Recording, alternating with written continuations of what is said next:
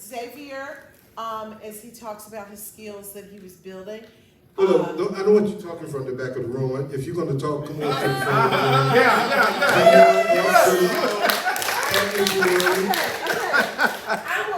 give an example. It's just an example. I'll give an example about being able to grow your skills.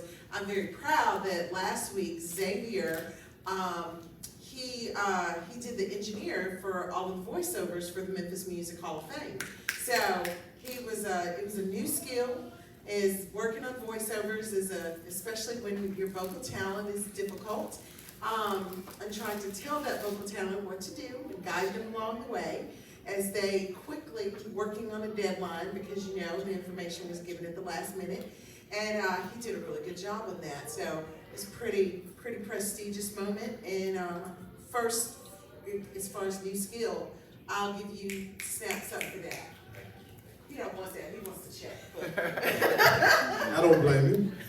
I can't blame him one bit.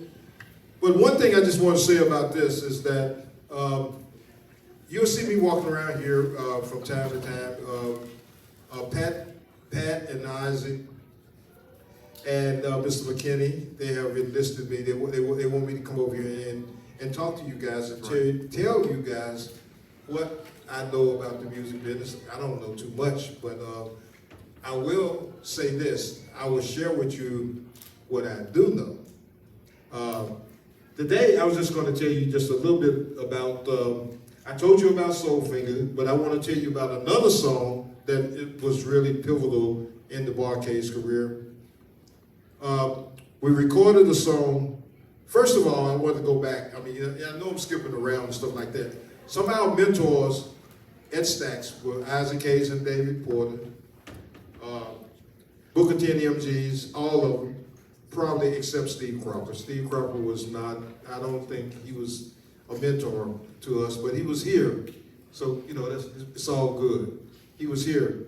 But we were working on a song with David Porter, and it was weird because the song that we was working on, he said, the intro to the song, I want you to take some change out of your pocket, some spare change out of your pocket, and throw it up against a music stand.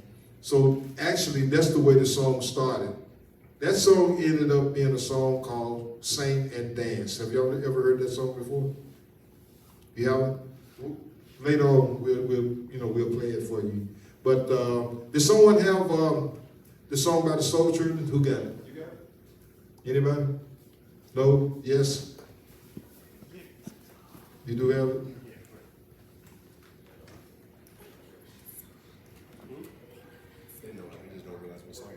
This is the song. This is the first song, the first session that I played on at Stax Academy. It goes a little something like this. Got it? Got to cue it up? Yeah. No, it's not that serious. I'm gonna grab a cable for you. I'll be right back. No, you good? Don't do that. Okay. Stay. I can pull them. We'll play it down the line. Give, But singing, oh, he got it? give me 15 seconds. Okay. Sing and dance, right? Barcade.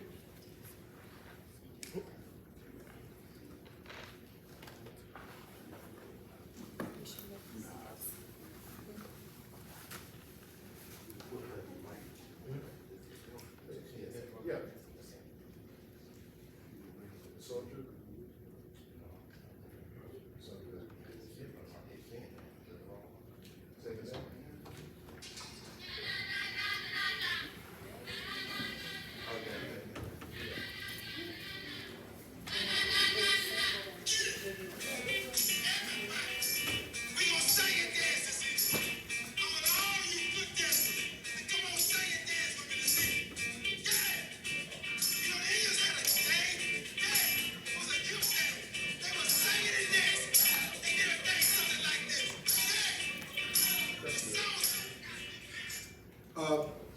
What's really significant about this song? Actually, I have to tell you a little funny story. The song came out and it sold about 10 copies. It sold about 10 copies, and I think my family bought 5 of those 10 copies. But what happened was, with that particular song, a gentleman by the name of Will Smith. Anybody around here ever heard of Will Smith? Will Smith sampled the song. He gonna play it. He's gonna play it? Okay. What's the name of it again? When I was DJing.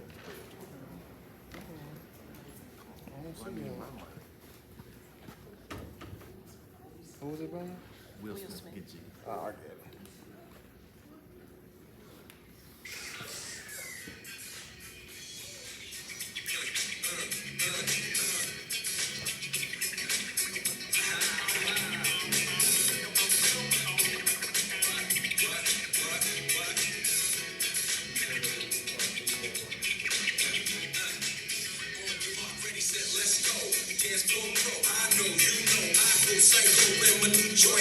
Just can't sit, gotta get jiggy with it. That's it, the honey, honey, come ride. DKNY, all up in my eyes. You got a Prada, bag with a lot of stuff in it. Give it to your friend, let's spin. Everybody looking at me, glancing at the kid. Wishing they was dancing a jig. Here with this handsome kid, sick a cigar, right from Cuba, Cuba hard. Just bite it, it's for the look, I don't light it. Little wave and hammer on the hand, stay moving. Keep it up, jiggy, make it feel like a movement. Yo, my cardio is in fitted. Big Willie Stax, all in it. Get jiggy with it. Yeah. Did y'all hear the na? That was the bar cage. So an important thing about that was, even though the song came out years ago and it was not a hit record, Will Smith sampled it, and that particular record sold 10 million copies. So thank you, Will Smith. We thank you very much. So we'll be talking about down the line, just how you can navigate through the music business. The one thing I like to really tell music people, it's almost like sports people as well.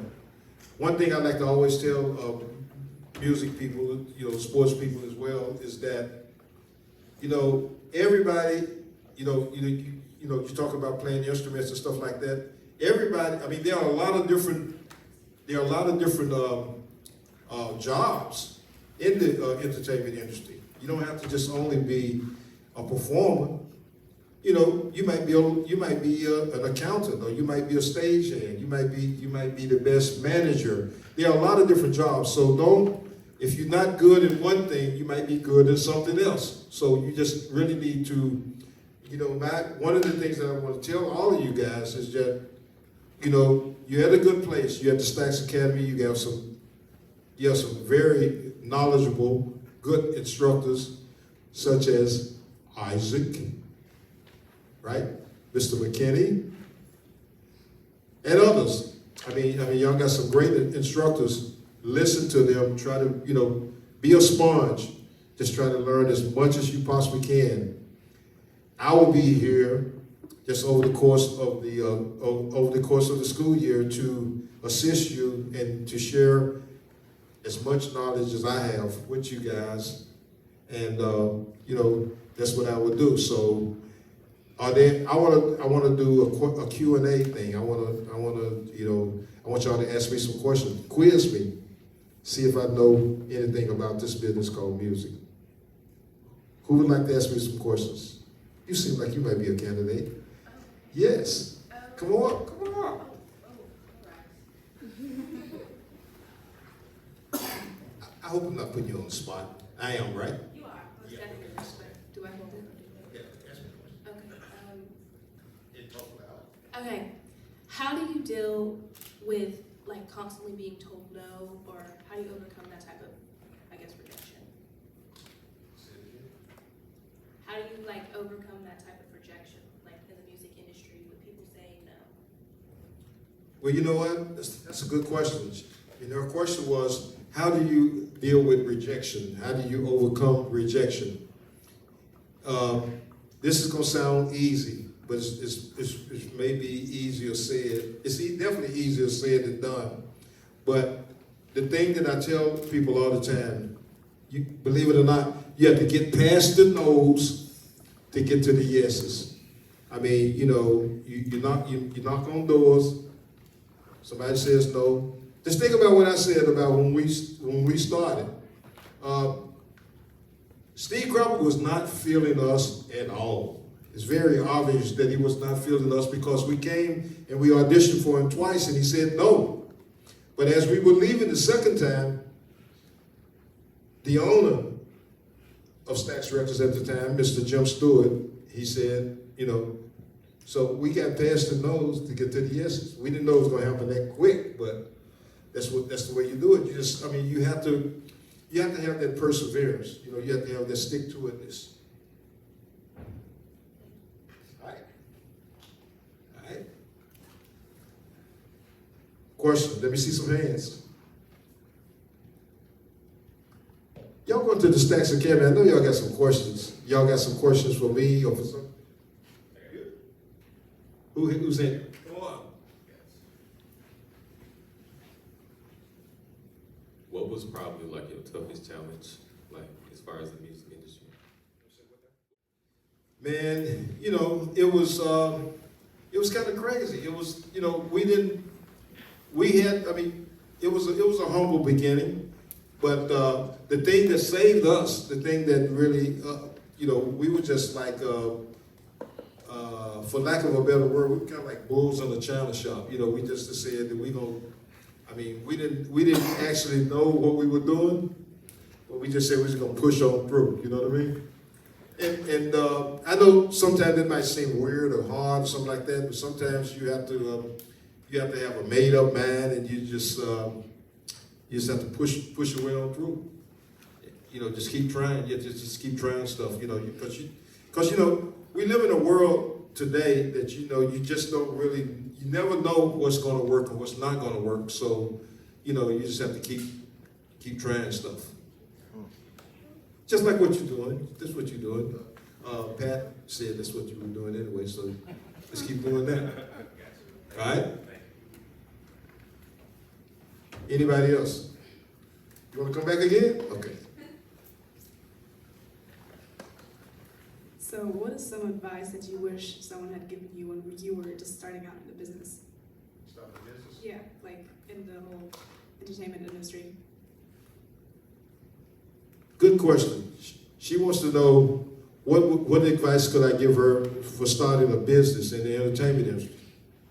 A good question. First of all, number one thing that you really need to do, you need to surround yourself with good people. I always said it like this: you need to surround yourself with people that know really more than you know. You need to you need to try to find you a good attorney. You know, just good people.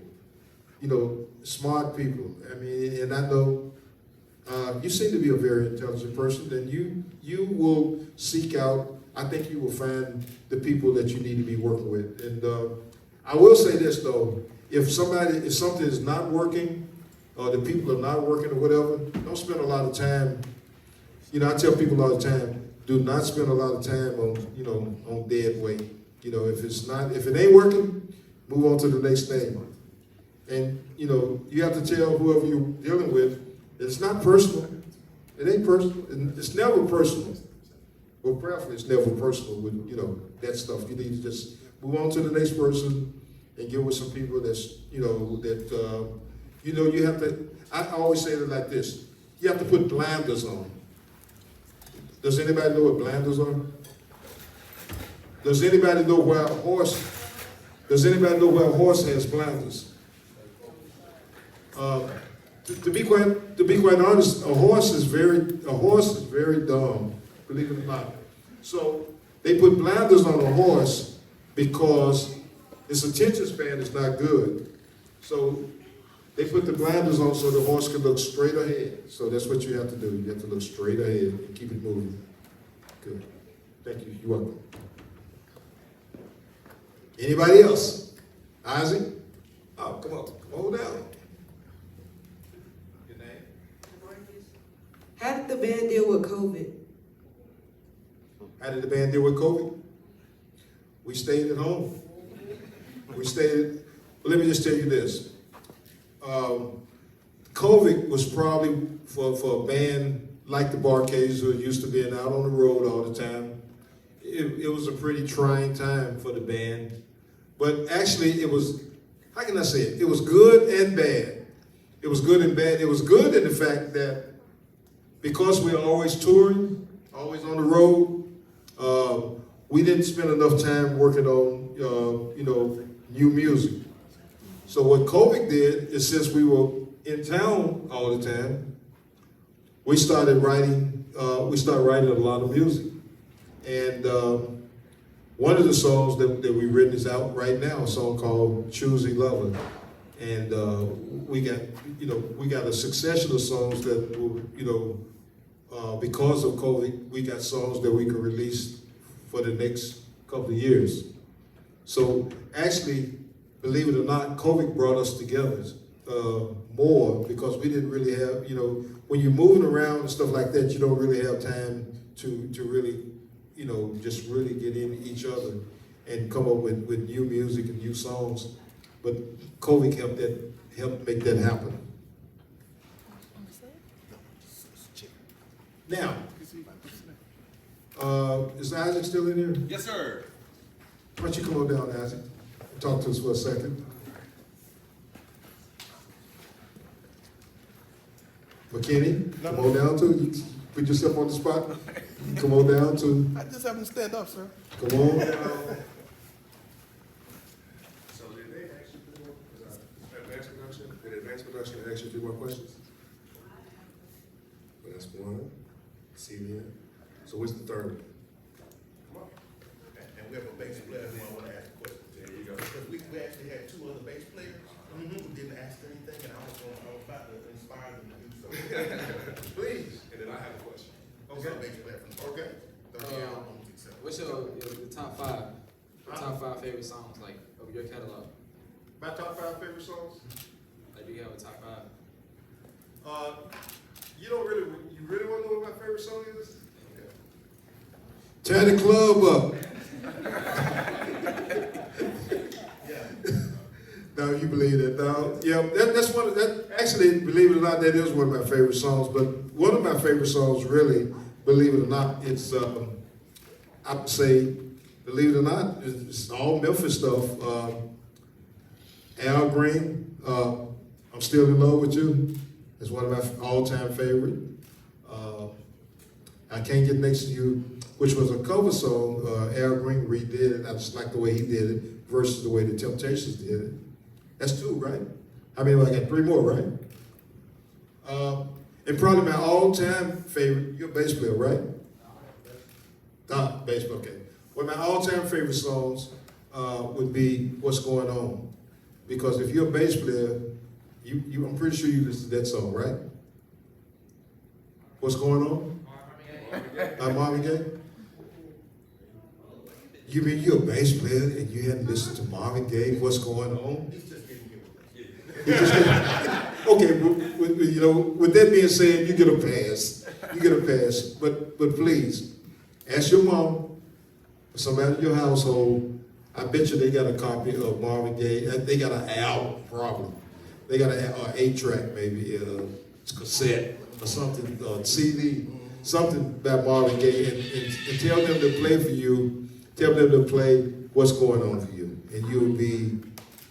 I think if you're a bass player and you listen to the bass line on that, you would definitely be energized. Would you say? It changes how you think about playing the bass. It definitely changes how you think about playing the bass, for sure, for sure. Okay. Anybody else? I was gonna ask, how do you stay confident? Like when you're performing in front of a big crowd or a small crowd or even just one person, how do you let your nerves go and Oh. Believe it or not, I get to have butterflies. Believe it or not, I mean, even at this late date, I mean, I still get a little nervous when I, go on stage. And how do I stay calm? I drink a big old cold glass of milk. Yeah, no alcohol or nothing like that. I just drink, I'll drink some water. You just have to sit down, take a couple of deep breaths, and go out there and do it. I mean, usually for me, what happens is, you know, you walk out on stage and you be all jury and stuff like that, but once you get going, I mean, you know, you're all right, you know what I mean?